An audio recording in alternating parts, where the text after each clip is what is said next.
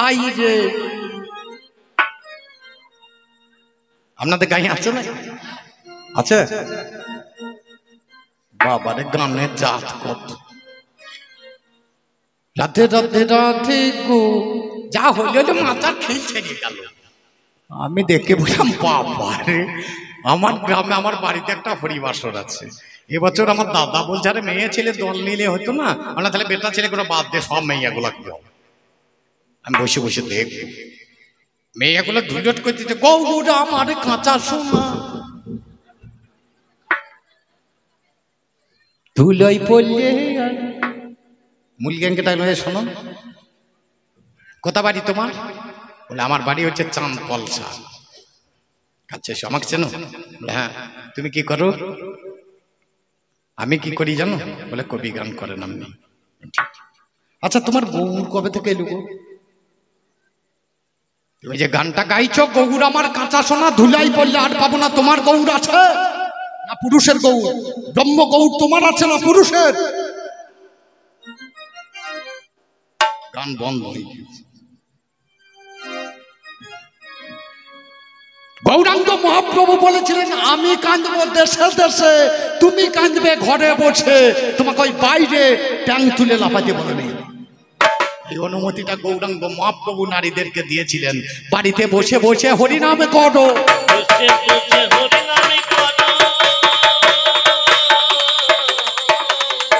এখন সেটা করছে না বাইরে গিয়ে, বাবারে এখন আমার ঢোল নিয়েছে একটু করে, আর মান থাকবে নাকি? যা করছিস ভালো করছিস, আর কিছুদিন পরে বুঝতে পারবি কি হইল। পুরুষের সৌন্দর্য তুমি জানো না। রামকৃষ্ণ ঠাকুরকে সারদা মা একদিন এসে বলছে একটা ছেলে দাও। বলে দাঁড়া একটু ঘুমিয়ে নেই, তুই বস আমি খানি ঘুমোয়। বসেছে মা, গুরুতে মাথা দিয়েছে, দিয়ে মাথাটা নাড়াচ্ছে। বলে সারদা কেমন লাগছে? বলে ছেলে যেমন মায়ের কোলে মাথা দিয়ে ঘুমোই তেমন লাগছে, তোমাকে আমার ছেলের মতো লাগছে। ঠিক বলো, একটা ছেলের মা হবে না গোটা বিশ্বের মা হবে? বলে গোটা বিশ্বের মা হতে পারলে কেউ একটা ছেলের মা হতে চায়? সেদিন রামকৃষ্ণ ঠাকুর বলেছিলেন তোমাকে গোটা বিশ্ব মা বলবে, একটা পুরুষের কথার দাম দেখো। আজ চীন বলে মা সারদা, জাপান বলে মা সারদা, জার্মান বলে মা সারদা, আমেরিকা বলে মা সারদা, ফ্রান্স বলে মা সারদা, আফগানিস্তান বলে মা সারদা, ভারত বলে মা সারদা, বাংলাদেশ বলে মা সারদা, পাকিস্তান বলে মা সারদা। বিশ্বের যত দেশ আছে একটা পুরুষের কথাই সবাই মা বলে থাকে একটা মেয়েকে। আর এমন একটা মেয়ে দেখাতে পারবে একটা পুরুষকে গোটা দেশের বাবা করেছে? খুঁজে পাবা না। তাহলে যা করতে পারো না ওই খড়িয়ে বড় হলে হবে না। ওল যত মোটাই হবে হোক, ডাঁটার তলাতেই ধরবে। খুব লক্ষ্য করে দেখবেন পুরুষ হচ্ছে লেবুর মতো। আমি দুলাল দিবরে ওখানে গান করতে যেতাম ঝাড়খণ্ড। দুলাল দিবর একদিন বলছে রসরাজ আমার ঝাড়খণ্ড একটা বিরাট ওল হয়েছিল। আমরা ওল তো আমার দেশে হয় 7 কেজি 8 কেজি 9 কেজি 10 কেজি হয়। বলে ওরে এটা 1.5 কুইন্টাল ওল। মাথায় হাত দিয়েছি, বাবা রে এ ওল হইল কি? ও কপি করে, আমি তো কপি করি খা। বললাম তা হইতে পারে। আবার একদিন গান করতে গেলাম, বলছে আমি বললাম কাকা ওল তো কি করলেন? বলে কেটে কুটে ভাগ করিয়ে বাড়ি সে বাড়ি করে দিয়েছে। আমরা কাকা আমার দেশে সর্বনাশ হয়েছে। বলে কি হইল? বলে আমার গাছে একটা লেবু ধরেছিল, কল বসা বাঁশ দিয়ে টান বেঁধে কপি কল দিয়ে রেখে দিয়ে। বলে ক কেজি হবে? আমরা 1 মন বটে 40 কেজি। বিরাট 40 কেজি লেবু হয়। আমরা তাছাড়া তোমার 1.5 কুইন্টাল ওলের কুটকুটি কে মারবে? 1.5 কুইন্টাল ওল হলে তার ওলের কুটকুটিটা মারার জন্য 40 কেজি লেবু ছাড়া তো হবে না। বলে লেবুটা কি করলি? আমি তুমি যার বাড়িতে ওলের কুচি দিয়ে এসছো, আমি লেবুর কুচি দিয়ে এসেছি যাতে কুটকুটি মরে যায়। নারী তুই যেখানে গিয়েছিস পুরুষের ওই কুটকুটি মারার জন্য লেবু মুছিয়ে দেওয়া আছে। মুচ্ছিতে করলি রসটা বাবা গেলে দেবো।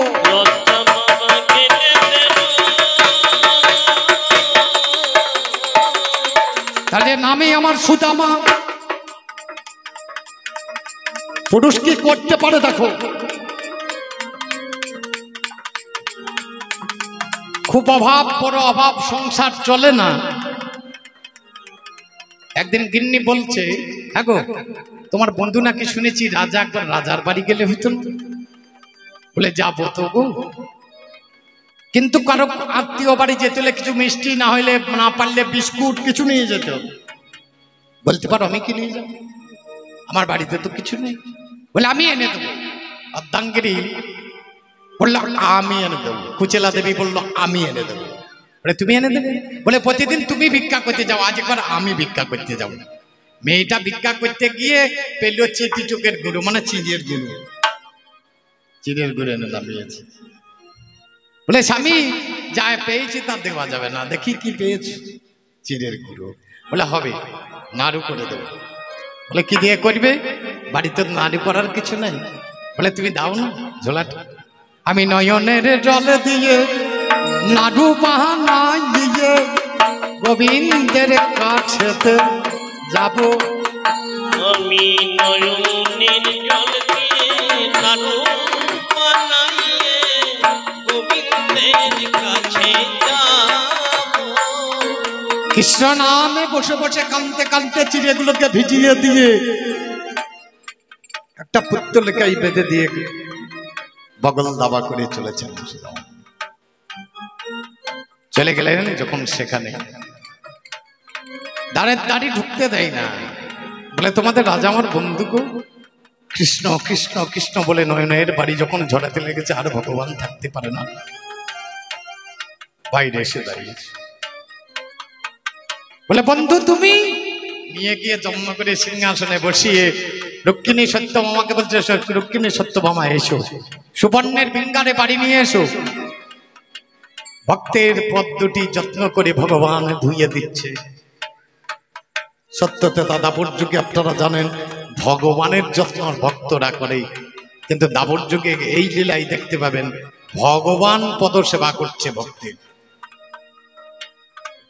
পদ্মটি ধৌত করে দিয়ে বলে একটু বিশ্রাম নাও। বিশ্রাম করছে, পদতলের দিকে তাকিয়ে দেখছে অজস্র কাঁটা ফুটে আছে পায়ে। ভগবান নিজে হাতটা বোলাচ্ছে পায়ের উপরে আর কাঁটাগুলো বের করে। ঘুম ভেঙে গিয়েছে। বলে আমার জন্য কিছু আনো না?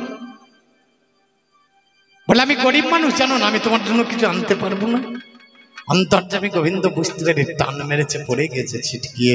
তাড়াতাড়ি একটু তুলে নিয়ে বদনে দেবে, যাহা ও মিথ্যের সাজ ভক্তের নয়ন জলে ছিঁড়ে বাঁধা হয় না। ও গো রুক্মিণী সত্যভামা,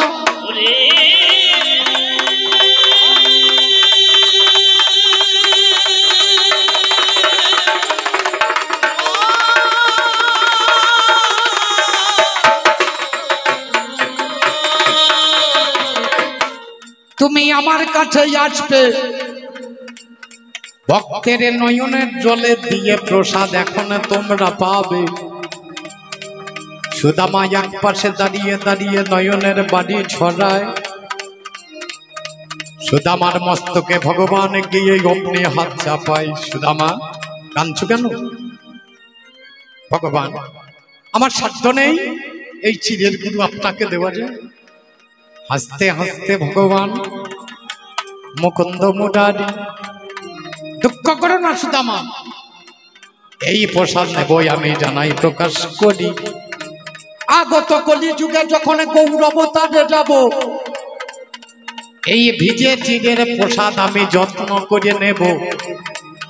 যত হবে হরিনাম সংকীর্তন বিশ্ব দুনিয়ায়, ভিজে চিড়ে ছাড়া বাবা প্রসাদ বাবা নয়। ওই শুধু আমার ভিজে চিড়ে আজও প্রসাদে চলছে।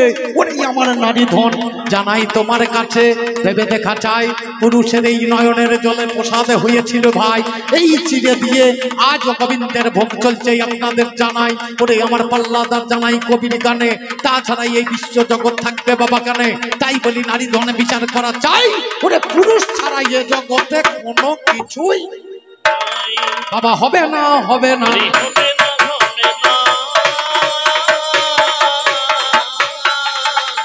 যখনই কিছু বলতে যাই বলছে আমরা দেখো পুরুষ বাঁচিয়ে নিয়ে চলে এসেছি। তাকে বাঁচিয়েছে, স্বামীকে বাঁচিয়েছে, আর আমরা বউ বাঁচিয়েছে সেটা দেখে না। ওরা যেমন স্বামী বাঁচিয়েছে, আমাদের তো বউ বাঁচানো আছে। কোথা খুলবেন? মহাভারত খুলবেন। নামটি যাহারে রুরু রাজা ওঠে যাহার রুরু রাজা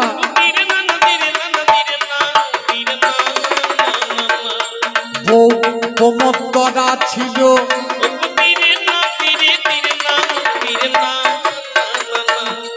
ওরে স্বর্গ দংশনে মারা গিয়েছে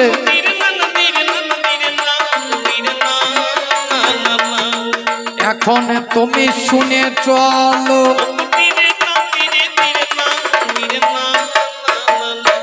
প্রমোদরা সর্পে কেটে মারা গেছে রুরু রাজা বলছে আমি আর বাঁচবো না, চলে গিয়েছে পর্বতে, পর্বত থেকে লাভ মারবে এমন সময় নারদ হাতে ধরেছে, বলছে এই রুরু মরবি কেন? বলছে আমার বউ মরে গিয়েছে, আমি আর বাঁচবো না।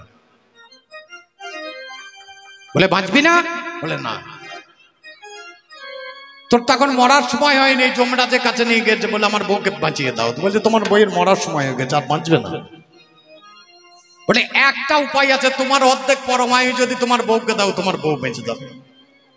রুরু রাজা তখন অর্ধেক পরমায়ু গিন্নিকে দিয়ে প্রমোদরাকে বাঁচিয়ে নিয়ে এসে রাজত্ব করেছিলেন। অন্য কোথাও যাবার দরকার নাই, মহাভারত খুলবেন, পরিষ্কার করিয়ে লেখা রয়েছে।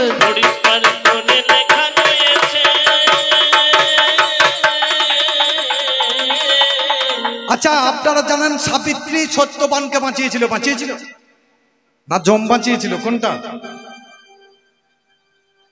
সত্যবানকে সাবিত্রী বাঁচিয়েছিল না যম বাঁচিয়েছিল? যম।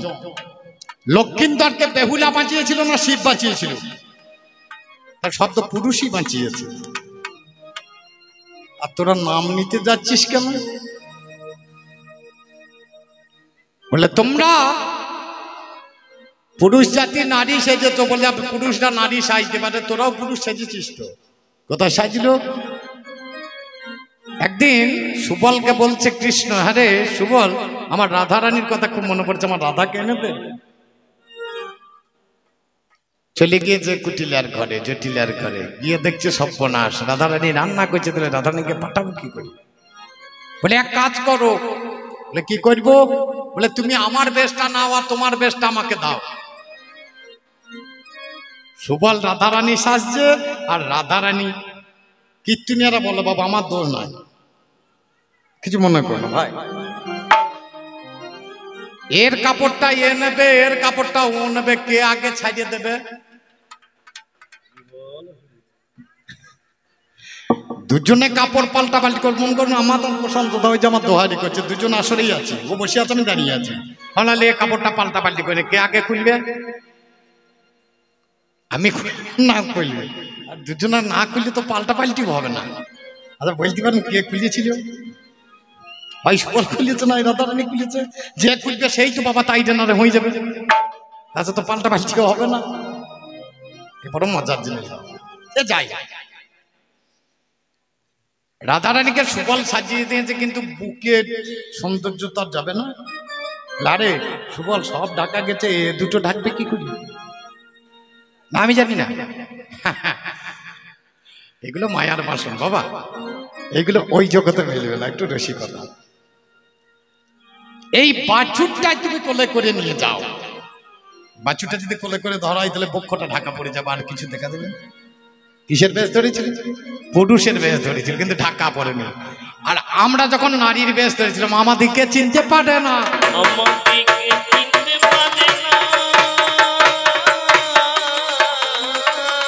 আমি মোহিনী মূর্তি ধারণ করেছিলাম, আমি নারায়ণ। তো আগেকার দিনে বেটা ছেলেরাই তো ফিমেলের কাজ করতো, সবই তো পুরুষ মানুষ। এখন নাই মেয়ে এসেছে, সে পুরুষ মানুষ কাজ করতো, কাঁদতো। আমি ছোটবেলায় ভাবতাম এ মেয়েটা আর বাঁচবে না, কাছে গিয়ে দেখছি মেয়েটা বিড়ি খেয়েছে, কাছে গিয়ে দেখছি মেয়েটা মেয়ে নয়, আমার জেঠা মশাই মেয়ে এসেছে, বুঝছি। আর জিনিস আমার দেখা জিনিস এখন অনেক জায়গায় আছে। তাহলে বড় চিন্তার বিষয়, তাহলে ছেলেরা মেয়ে সাজতে পারেন, কিন্তু মেয়েদেরকে যদি ছেলে সাজানো হয় হবে? কিছু কিছু জায়গা আছে বাবা মারা পড়ে আছে, ওই জায়গায় কিছু করা যাবে না। এত দূর পর্যন্ত গেল, বলে এবার বউকে ছেড়ে দিয়ে পালিয়েছে, ভাত দিতে পারে না। ঠিকই বলিয়েছে, আমার বউ আমাকে কিছু চাইলে আমি হাত তুলে দেবো, বুঝে লাগা। গৌরাঙ্গ মহাপ্রভুকে বউ, গৌরাঙ্গ মহাপ্রভু বউ চেয়েছে, বলছে আমার সোনো দাও, পাউডার দাও, ব্লাউজ দাও, অমুক দাও, ব্লাউজের যা দাম, 350-400 টাকার দাম এখন। পুজো লাগা হাত তুলে দি, তোর এই ভাবনা নাকি? হাতটা তুলেছে কেন উপর দিকে? হরিবল বলতাই কেন হাত তুলে আত্মসমর্পণ করে, হে ভগবান আমি যদি কোনো পাপ করে থাকি তোমার কাছে আমি সারেন্ডার করছি, করে তোমার চরণে আমি আশ্রয় নিচ্ছি। উপর দিকে হাত তুলে হরিবল বলতে হয়। গৌরাঙ্গ মহাপ্রভু বললেন, আপনি আচরি ধর্ম জীবেরও শিখাও। নিজে না আচরিলে জীবকে শেখানো না যায়। নিজের আচরণটাকে ঠিক করো, তারপরে জীবকে শেখাবে, তাছাড়া শিখবে না। ও মা, কি শিখলে? আমি যখন পড়াশোনা করতে করতে কোন মায়ের স্বামী মনে করো মাতাল, যদি ঝাঁটাই করে দুবারই দাও, তারপর দেখো মদ আরো বেশি খাবে, তাহলে মদকে ছাড়ানো যাবে না?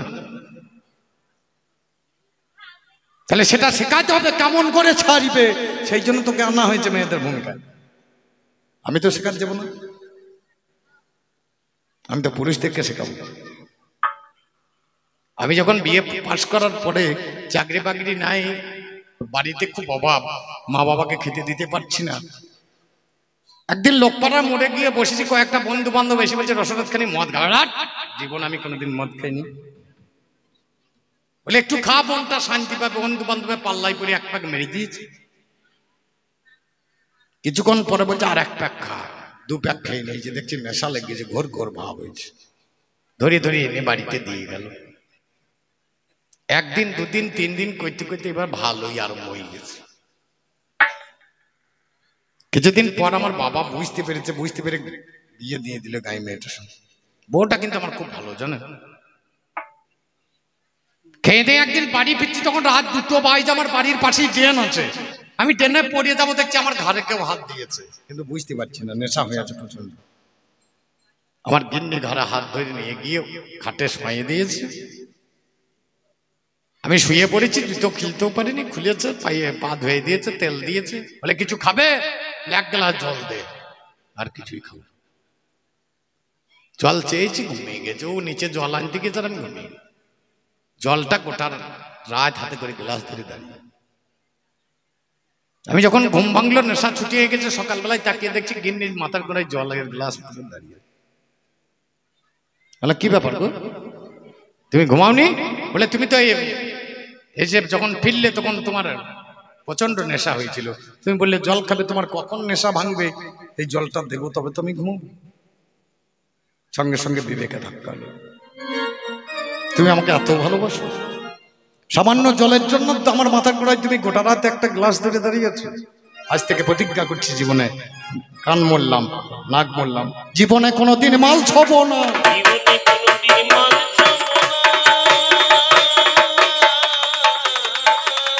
ছাড়লো কি করে?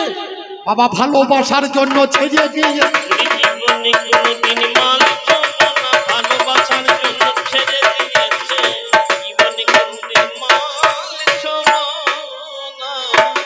মেয়েদেরকে না শিখিয়ে বলছে পুরুষরা পাঁটা, কেউ পাঁটি, কেউ খাসি।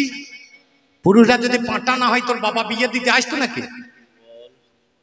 আমি যদি পাঁটা না হয় তাহলে আমার সঙ্গে বিয়ে দেবে ওর বাবা? খাসি হইলে পরে তার সঙ্গে বিয়ে দেবে? জিভ বার করলে হবে না, কথাটা তো বাস্তব নাকি? ওই রকম কথা বলুন। ওরে নাম আমার গৌরহরি। একদিনে মাধবাচার্যের কাছে গিয়ে দাঁড়ালাম। একটা কথা শোনাই আপনাদেরকে, নতুন কথা শোনাই। আপনারা কেউ গিয়েছেন কিনা জানি না, এই শিখণ্ডে গিয়েছেন কেউ? বর্ধমান জেলার শিখণ্ড। এখানে 206 জন গৌরাঙ্গ ভক্ত জন্মেছিল একটা গ্রামের উপর। আজও যাবেন, দেখবেন আজও প্রসাদ দেয়। প্রসাদ দেওয়ার পরে, প্রসাদ খাওয়ার পরে ওই জায়গাটা আবার ঠিক হয়ে যায়। অম্বিকার বাড়ি কাছাকাছি গ্রাম। মুকুন্দ পণ্ডিত নামে একটা লোক ছিল, তার ঘরে একটা ছেলে রঘুনন্দন জন্মালো। রঘুনন্দন একদিনে সেবা দিতে কাদের ঠাকুরিয়ে যায়, কিন্তু এর জন্ম বৃত্তান্ত আর একটু বাবাই অন্যরকম পায়। এই মুকুন্দ পণ্ডিত ছিল বড় চিকিৎসক, সবার চিকিৎসা করিয়া বেড়াতো। একদিন গিন্নের অসুখ হয়ে গেছে, তাহার কথা মতো গিন্নের অসুখ সারাতে নারে গৌরাঙ্গের কাছে যায়। ওগো আমার গৌরাঙ্গ, তোমারে জানাই, তোমার মতো বড় ডাক্তার জগতে দেখি না, একটুখানি ঔষধ করো, দান করো বিবেচনা। ও বাবারে গৌর হরি কোন কর্ম করলো, একটু পানের তাম্বুল বের করে হাতের মধ্যে দিল, ওটা নিয়ে গিয়ে যত্ন করে গিন্নিকে খাওয়াই, যাহা থেকে রঘুনন্দনের জন্ম হয়েছে। এখানে বৃন্দাবন দাস জন্মেছে আর ওখানে রঘুনন্দন জন্মেছে, 5 বছর বয়স। একদিন মুকুন্দ পণ্ডিত সেবা দেবে গোপীনাথের, এমন সময় একটা ছেলে এসে বলছে, পণ্ডিত তুমি তাড়াতাড়ি চলো, তাছাড়া আমার বাবা বাঁচবে না। বলে বাবারে এখন যেতে পারবো না, আমি একটু গোপীনাথের সেবা দেবো। বলে তোমাকে সেবা দিতে হবে না, তুমি আমার চলো, আমার বাবা বাঁচবে না। 5 বছরের রঘুনন্দন বলছে, বাবা তুমি যাও, আজ আমি গোপীনাথের সেবা দেবো। আমি গোপীনাথের সেবা দেব। গোপীনাথের সেবা দিতে গিয়ে দিচ্ছে, বলছে খাও। গোপীনাথ খাচ্ছে না। ছেলেটা দেখছে খেতে পারবে না, হাতে বাঁশি ধরে আছে, মুখে লেগে আছে, খাবে কি করে? তা বাঁশিটা খুঁজে নামিয়ে দিয়েছে। এইবার খাও, আর তো মুখে বাঁশি লেগে না, বাচ্চা ছেলে তো, বাঁশিটা নিচে নামিয়ে দিয়ে বলছে এবার খাও, আর খেতে পারছে। এই খাও খাও খাও করতে করতে যখন খাই না, তখন পায়ে মাথা ঠুকছে, বলছে যদি না খাও আমি তোমার পায়ে মাথা ঠুকে আমি এইখানেই মরবো। মাথা ঠুকতে ঠুকতে ফেটে তখন ঝরঝর করে রক্ত ঝরতে লেগেছে। তখন কাঠের ঠাকুরে হাত বের করে, রঘু নাড়ুদে। রঘুনন্দন হাতে করে নাড়ি তুলে দিচ্ছে, আর কাঠের গোপীনাথ নাড়ুগুলো নিচ্ছে আর খাচ্ছে। আজও গেলে দেখতে পাবেন সেই দৃশ্য। কাঠের ঠাকুর ফিরে আসছে যখন মুকুন্দ পণ্ডিত রঘুনন্দন সেবা দিয়ে চলে যাচ্ছে খালি থালায়। বলছে কই রে প্রসাদ কই? বলছে বাবা আজ গোপীনাথের বড় খিদে লেগেছিল জানো, সবগুলো খেয়ে নি। মুকুন্দ পণ্ডিত রাগ হয়ে গেছে, বলছে তুই খেয়ে নিলি নারীগুলো? বলে বাবা সত্য বলছি, তুমি আর একবার মাকে সাজাতে বলো, আমি খাইয়ে দেখাচ্ছি। আবার সাজিয়ে নিয়ে এসে মুকুন্দ পণ্ডিত জানলার আলে দাঁড়িয়ে দাঁড়িয়ে দেখছে। আবার বলছে খাও, যদি না খাও আবার মাথা ঠুকবো। গোপীনাথ রঘুনন্দনকে বলছে তোর বাবার এখন মায়ার চক্ষু যায় না, তোমার বাবাকে স্পর্শ করো, ও দেখতে পাবে। তখন বাবাকে গিয়ে স্পর্শ করলেন, হাতে করে দেখালেন, মুকুন্দ এই দেখো আমি নাড়ু ধরে আছি, নাড়ুগুলো আমি ভোজন করেছি। এ দৃশ্য একমাত্র পুরুষই দেখাতে পারে, বাবা নারীর দ্বারাই হবে না, নারীর দ্বারাই হবে না।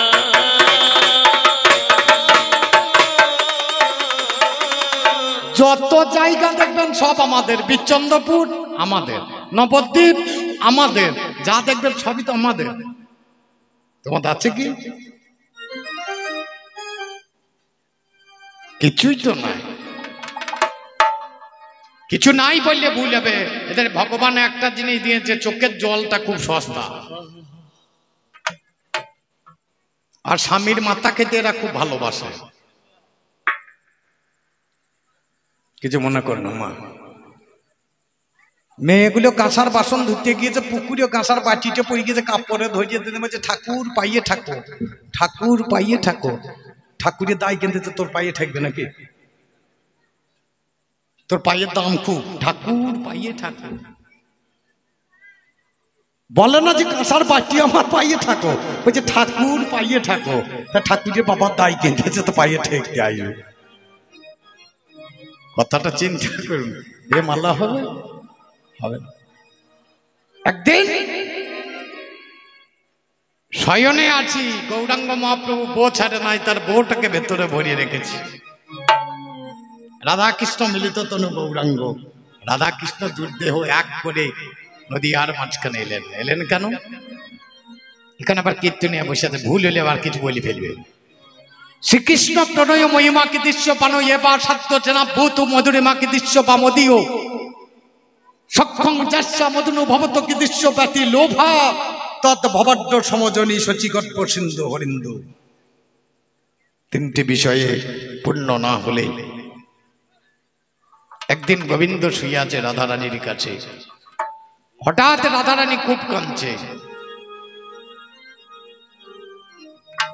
বলে গোবিন্দ আমার দোষ নেই, তোমার পাশে আছি, তবু আমি পর পুরুষ দেখলাম। গোবিন্দ উঠে রাধা রানীর মাথায় হাত দিয়ে বলছে কি দেখলে কি? বলে এক যুবা গৌর বরণ হাই হয়। গো এক যুবা গৌর বরণ। কি দেখলে? একটা যুবক গৌর বরণ। আর কি দেখলে? কি বা তারের উপঠাম যিনি কোটি কোটি কাম, মাতারির উপর ঠাম যিনি কোটি কোটি কাম। রসরাজ রসের মদন। হাই গো রসরাজ রসের মদন। রাধারানী বললেন দেখলাম একটা যুবক গৌর বরণ, কিবা তার উপঠাম যিনি কোটি কোটি কাম, রসরাজ রসের মদন। রাধার মাথায় হাত বুলিয়ে বলছে ও রাধে, দুঃখ করছো কেন? আমি নবদ্বীপে গিয়ে গৌরে হব,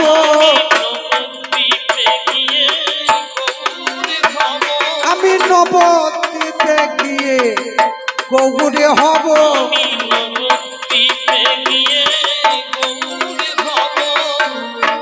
রাধারানী আরো কাঁদতে লেগেছে, বলছে ঠাকুর তুমি চলে যাবো, আমাকে নেবে না? বলে তোমাকে ছাড়া আমি কোনোদিন থেকেছি? সত্যে লক্ষ্মী তেতাই সীতা তারপরে রাধা, আর কলিতে তোমাকে না নিয়ে থাকতে পারি? বলে নেবে, কেমন করে নেবে? অন্তরেতে রবে তুমি, বাহিরেতে রবই আমি। অন্তরেতে রবে তুমি, বাহিরেতে রবই আমি। ও রাধে দুঃখ করো না। কি বলে কান্দো জানো? জয়ে রাধে শ্রী রাধে বলে তারাইব আমি।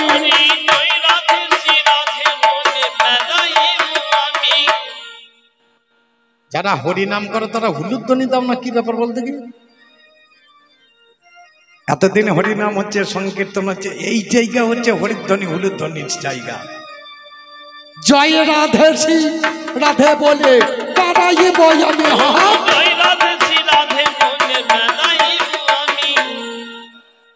রাধারানী বলছে তা হবে না।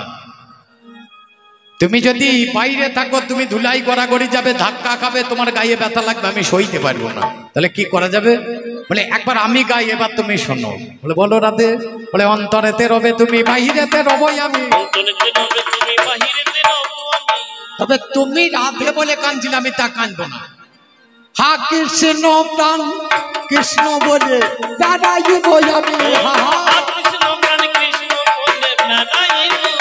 ও গো হা কৃষ্ণ প্রাণ কৃষ্ণ বলে দাঁড়াইব আমি। আমি কেঁদে কেঁদে বেড়াবো, কেঁদে কেঁদে বেড়াবো, নদে বাছির দাঁড়ে দাঁড়ে।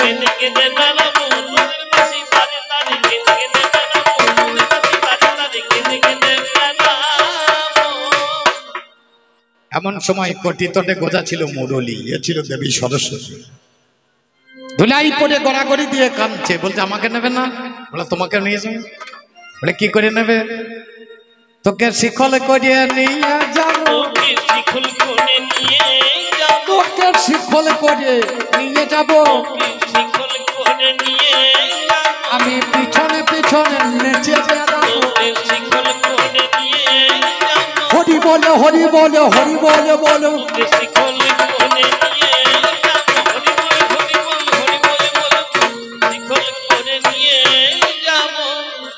এমন সময় শ্যামলী ধবলী এরা কাঁদছে, ঠাকুর তোমার বাঁশি ছাড়া আমরা সেবা নেই নাই, তোমার বাঁশি ছাড়া আমরা সেবা ছাড়ি নাই।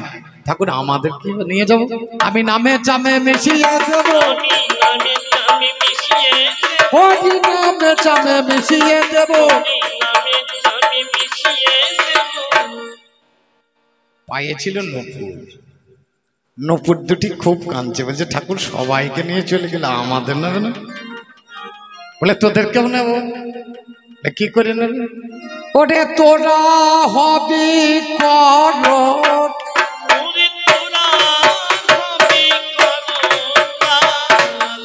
তোরা হবি বাবা কর,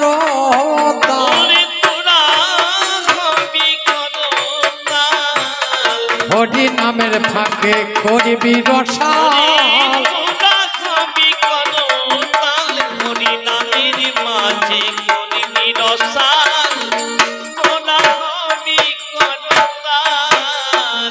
নামের খেলা খেলব বলে এলাম নদিয়ায়, নদিয়ার পথে পথে আমি হরি নামে বিলাই। 24 বছর বয়সেতে আমি সন্ন্যাস নিলাম ভাই।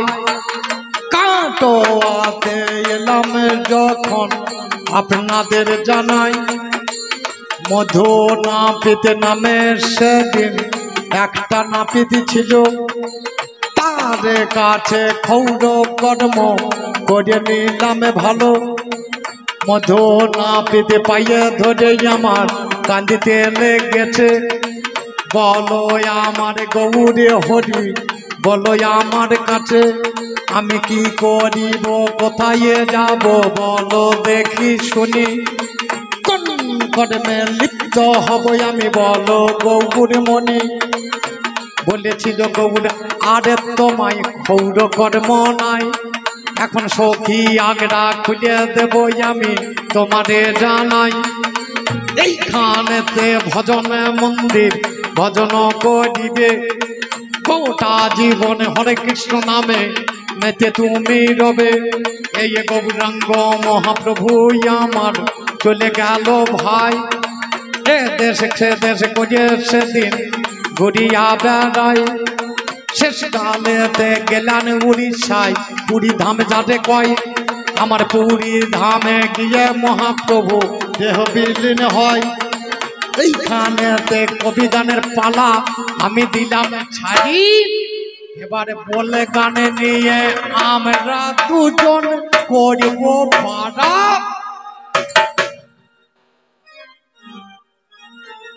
এই গান নারী পুরুষ গান গোটা রাত গোটা জীবন গালিয়ে শেষ হবে। এই স্বামী স্ত্রীর ঝগড়া শুনতেও ভালো, দেখতেও ভালো। আমার মনে পড়ে আমার একবারই হয়েছিল, গান করে বাড়ি আসতে আসতে বললাম কোথা আছো, তো বলে বাড়িতে। আমরা এক কাজ করো, 4খানা রুটি করো, আজ আর ভাত খাবো। বাড়িতে এলাম, এসে ঢুকিয়েছে, বলে হাগো রুটি হয়েছে, বলে আর তোমার রুটি করে দিতে হবে নাকি, আর মেরেছি গালে কষে এক চর। জীবনে মারিনি, একটুই মাত্র বউ, 2-3টা হইলে মারলে দোষ। মুখটা ফুলিয়ে গেল। চাটা নামিয়ে দিয়ে বলছে খেতে মনে হয় কাক, কথা বলার দরকার না। বললাম কাজ তো চলছে, যাবে হোক। চা খেয়ে নিলাম, গোটা রাত কেটে গেল। পরের দিন চলে গেল, ভাত বেলা চলে গেল, বিকাল বেলায় বলছে আজ কন্ট্রোলের শেষ দিন, তেল যদি না আনে আন্দারে বসে থাকবে। মোটরসাইকেল নিয়ে তেলটা এনে দিলাম, বললাম ভরতে মনে হয় ভরগা নাই, আন্দারে বসে থাকবে, কথা বলার দরকার নেই। ভাত নামিয়ে দিচ্ছে, বলছে খেতে মনে হয় খাক, নামও বসিয়ে দিলাম। আমরা থাল্লা ধুতে মনে হয় ধোকা নাই, গাবাই ফেলিয়ে দেবে। রাতের বেলায় খাওয়া দাওয়া করে শুতে গিয়ে মাথায় হাত পড়িয়েছে, দেখছি মশারির ভেতরে ভিন্ন হয়েছে। ভাইয়ে ভাইয়ে ভিন্ন হয় মাঝখানে, আমার বউ দেখছি পাশ বালি বিছানার মাঝখানে দিয়ে দিয়ে আমার সঙ্গে ভিন্ন হয়। এই তো সাংঘাতিক ব্যাপার। আমি দেখলাম ওর বাবা লেপ দিয়েছে, এটা নালাই ভালো, পৌষ মাসের দিন, ঠান্ডা কনকনে। গানের চাদর দুটো বার করে ঢাকা দিলাম, দিয়ে চুপ করে পড়ে আছি, কি হয় দেখা যাক। কিছুক্ষণ পরেই এসে বলছে তেল নিতে মন হয় তো পাটও বাইর করে দে, কথা বলার দরকার কি আছে। আমি দেখলাম কাজ তো চলছে, ফাঁক দিয়ে বাইর করে দিলাম ট্যান। দিতে মনে হয় খানিক দে, কাজ তো চলছে নাকি। পাইয়ে তেলটা দিয়ে দিলে, দিয়ে আমি আবার ঢুকে চুপ করে শুয়ে আছি।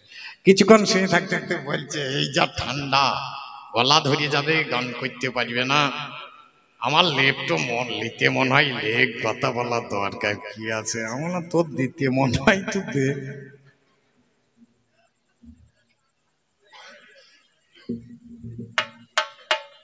এ কাকা লোক ভালো, ধান পেকে গিয়েতে দিয়ে ইউরিয়া ছিটিয়ে দিয়েছে, আর ইউরিয়াতে কাজ হবে না। দিতে মনে হয় তো দে, লেপ তো গাইয়ে চাপিয়ে দিয়ে। দুজনাই একই লেপে শুয়ে আছে, আরে মাঝখানে হাওয়া ঢুকছে, কথা না বললে তো দোষ নাই, বালিশ তো ঠেলে নামিয়ে দিলে হইতো না। কথা বলি কি আছে না, এপাশ ওপাশ করতে করতে কখন বালিশ তলা দিকে পালিয়েছে কে জানে বাবা। রেতে দুজনাই ঘুমিয়ে গেছি, সকাল উঠতে দেখছি এক জায়গায় পড়ে আছি, বালিশ তখন এক তো হয়নি।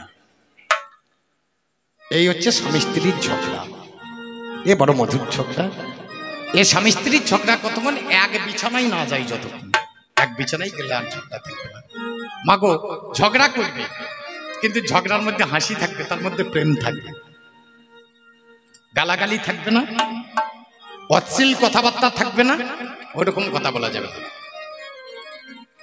যখন স্বামী রাগ হয়ে যাবে তখন আপনাকে চুপচাপ থাকতে হবে, চুপ করে বসে থাকেন, কোনো কথা বললেন না, দেখবেন দু চার কথা বলার পরে নিজেই ঠান্ডা হয়ে যাবে, আর গরম থাকবে না।